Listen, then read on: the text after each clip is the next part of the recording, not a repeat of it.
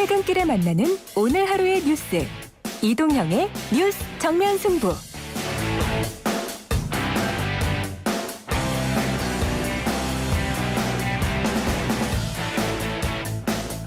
YTN 라디오 이동의 뉴스 정면 승부 2부 시작하겠습니다.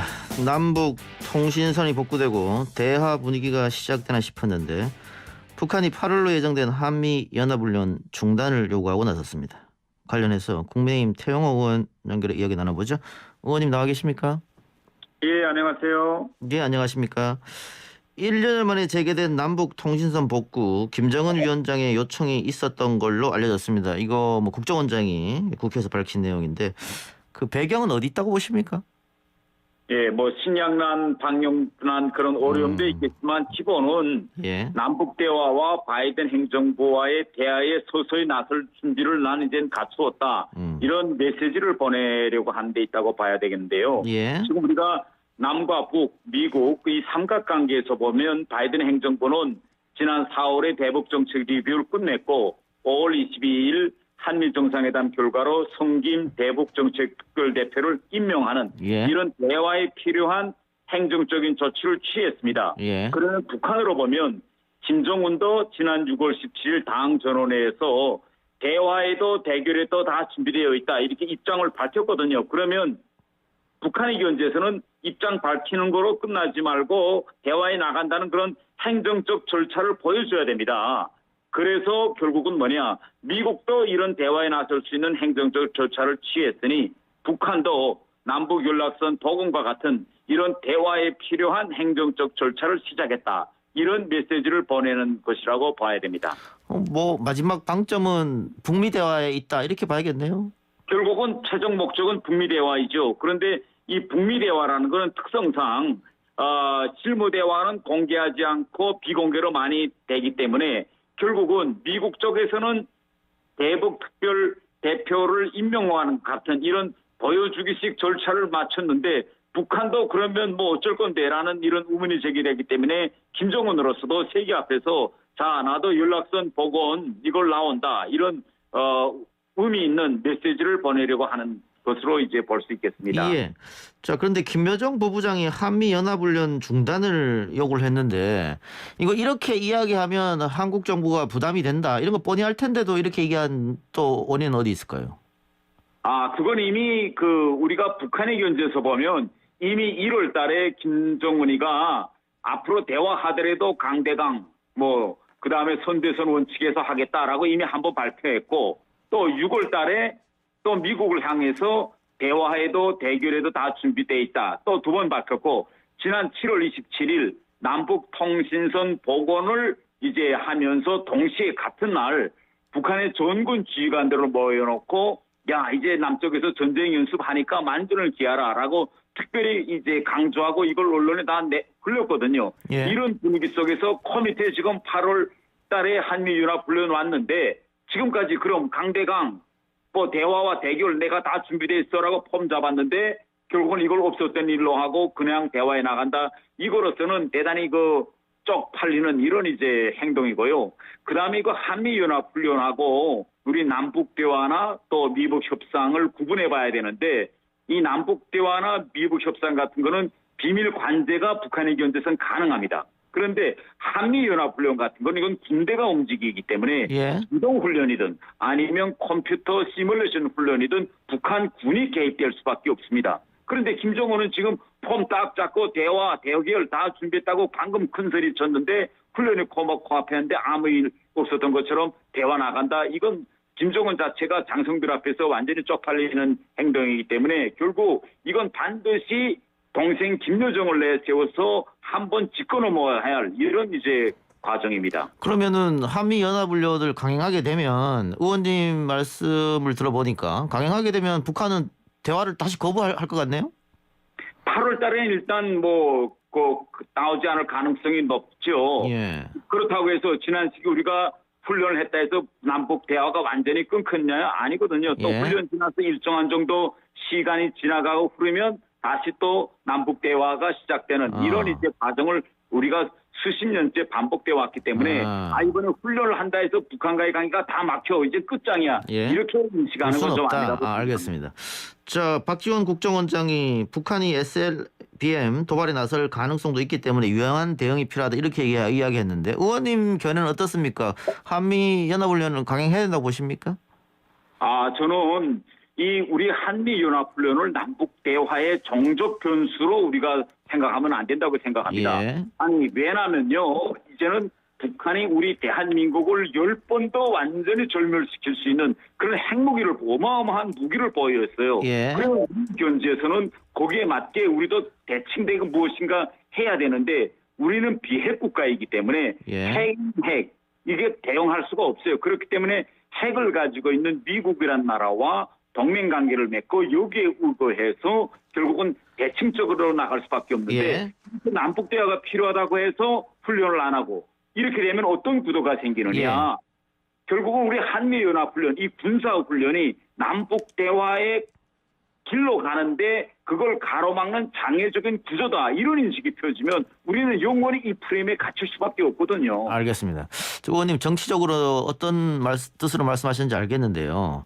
지금 코로나가 굉장히 확진자가 많이 쏟아지는 이 상황에서 한미 연합훈련을 대규모로 하는 거 맞느냐. 취소는 아니더라도 축소는 해야 되는 거 아니냐. 이런 또 이야기가 있어요. 거기는 어떻게 보세요? 이 한미연합훈련도 당연히 이제 코로나 상황과 결부해서 해야 되는데 예. 이게 지금 우리가 지금 북한에 대고 이야기하는 게 이겁니다. 기동훈련은 그만두고 컴퓨터 시뮬레이션 훈련은 이건 북한에 위협이 되지 않으니 이건 괜찮지 않느냐 이렇게 말씀하신 분들이 있는데 지금 현재 우리가 전 세계적인 재래식 전쟁의 이 판도를 보면요.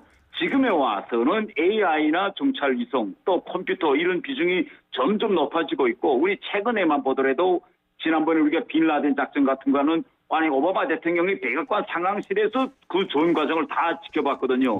또 2020년 1월 달에 이란 혁명 수비대 사령관이 이 작전 같은 거는 수천 킬로미터 떨어진 곳에서 드론으로써 했거든요. 이게 지금 세계적 추이이기 때문에 기동훈련은 안 돼. 컴퓨터 지참모훈련은 북한 보고 이건 괜찮아 너희에 대한 위협이 아니야. 이거는요 우리 자체가 우리를 기만하는 이런 행위입니다. 그렇기 때문에 저는 기동훈련 이거 안 하고 컴퓨터 시뮬레이션은 위협이 안 된다 이런 식으로 우리가 자기 자신을 기만하는 이런 걸 하지 말고 북한에게 당당하게 이런 훈련은 필요하니까 너희도 핵무기 있잖아. 그러니까 우리도 할 수 없이 우리를 지키기 위해서 우리는 필요한 거야. 그러니까 대화와 훈련은 이건 분리된 거야. 이런 식으로 대하고 이건 전 세계적으로 유럽도 같거든요. 다 이런 식으로 평화를 지키기 위해서 결국은 필요한 수단으로서 군사훈련이지 이걸 대화의 그 어떤 정적 변수로 이제 우리가 만드는 이런 프레임에 갇히는 건 저는 아니라고 생각합니다. 아니요. 제가 말씀드린 거는 대화의 정적 변수 이런 게 아니라 지금 코로나 상황이 너무 심각하니까 그 군인들이 마스크 쓰고 훈련할 수도 없고 그래서 기동훈련도 그러면은 의원님 생각에서는 그대로 그냥 과거처럼 해야 되냐 이런 질문입니다.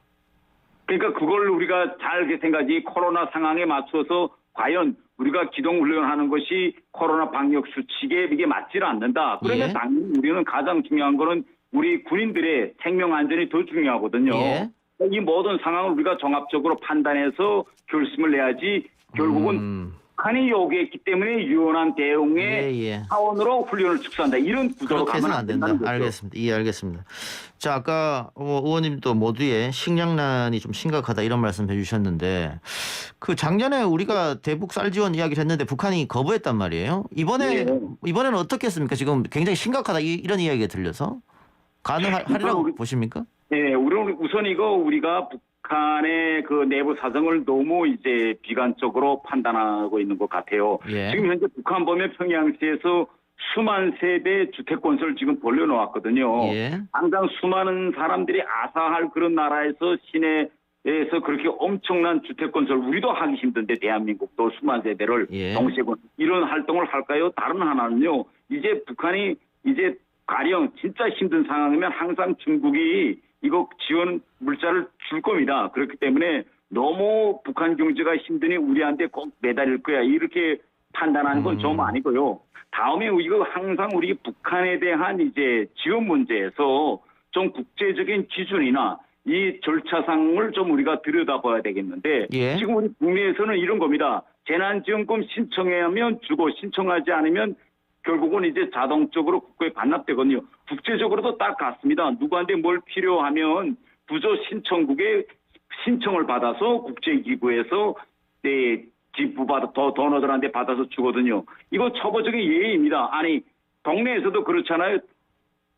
쌀 떨어진 집은 가만히 있는데 옆집에서 야 이 집 쌀 떨어졌다 우리 모여서 집마다 쌀 모아주자 이러면 실제 떨어진 집에서는 얼마나 기분 없고 쪽팔리겠어요. 그래서 저는 우리가 주더라도 북한이 먼저 요청하게 하고 그러한 요청이 들어오면 국제적인 기준과 간행에 맞춰서 주는 게 낫지 북한이 가만히 있는데 야 쟤들 진짜 힘들어해 우리가 먼저 주자 이렇게 먼저 북을 치는 거는 저는 아니라고 생각합니다. 북한이 먼저 요청하면 그때 가서 고려할 필요가 있다.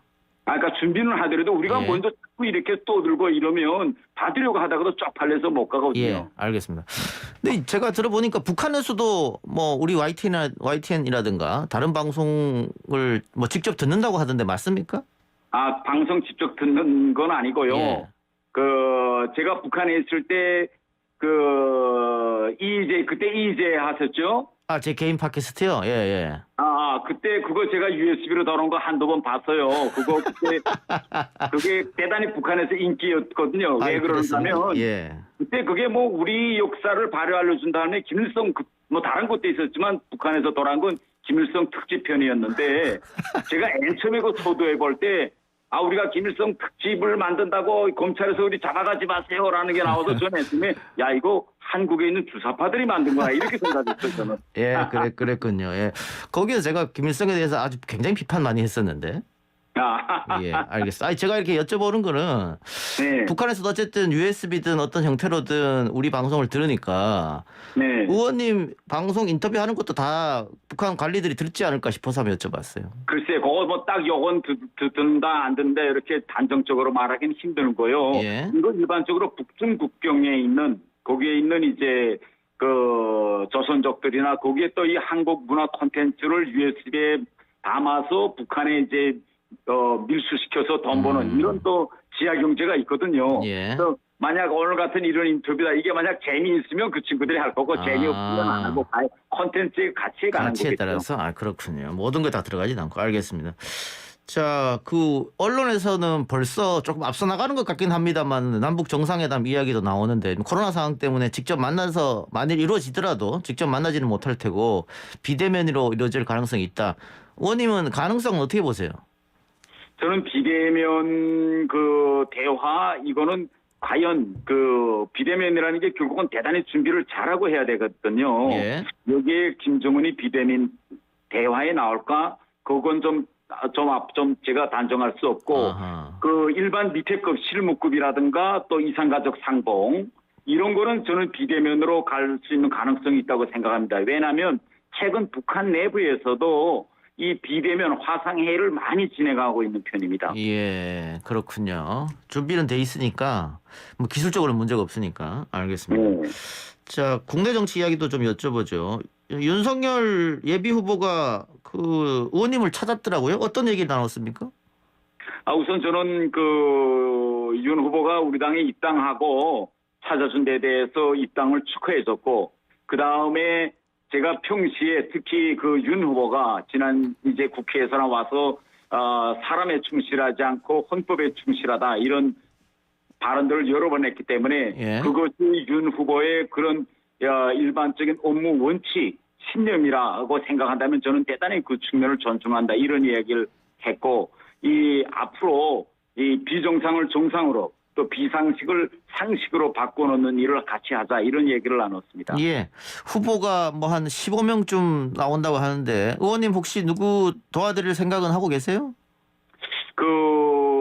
지금 현 상태에서는 누구 도와드릴 그런 생각을 하고 있고 정립된 건 아직 없고 예. 또 내부에서 제가 원내 부대표단에 있습니다. 그래서 당직을 가진 의원들은 어느 특정 후보의 캠프에 가서 도와주는 건 아하. 하지만 이게 당론으로 정해졌기 때문에 예. 그런 구조적인 문제도 있습니다. 알겠습니다. 마지막으로 말이죠.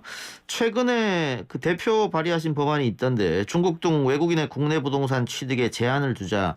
이게 뭐 인터넷에서도 굉장히 핫했습니다. 예. 이게 예. 제 법안 기본 내용은 상호주의입니다. 그래서 우리 사람들이 중국에 가서 땅이나 또 주택이나 이렇게 살 수 있느냐, 그에 맞는 법률을 이제 만들어서 화상 상호주의를 적용하자는 게 기본이고, 지금 언론에서 또 들고 있는 거는 기본은 다른 외국인들보다도 중국인들에 대한 초점을 맞추고 있는데, 예. 제가 왜 그리 이 문제를 특별히 강조했는가 하면, 예. 우선 중국은 대국이고 내수가 큽니다. 그래서 중국에서 부자가 되는 그 길, 또 부자 증가 속도가 대단히 큽니다. 또 다른 하나는 중국에서는요, 아무리 돈이 많아도 자기 소유의 토지 소유가 불가능합니다. 이게 아하. 구조적으로. 예. 그런데 중국인들은 이 자기 소유의 토지, 부동산에 대한 애착이 엄청 강합니다. 그래서 돈 본 사람들은 유럽, 또 우리나라, 또 일본, 미국 같은 해외에 나가서 자기 명의의 부동산, 토지를 가지려는 욕망이 대단히 커요. 다른 나라들보다도. 왜?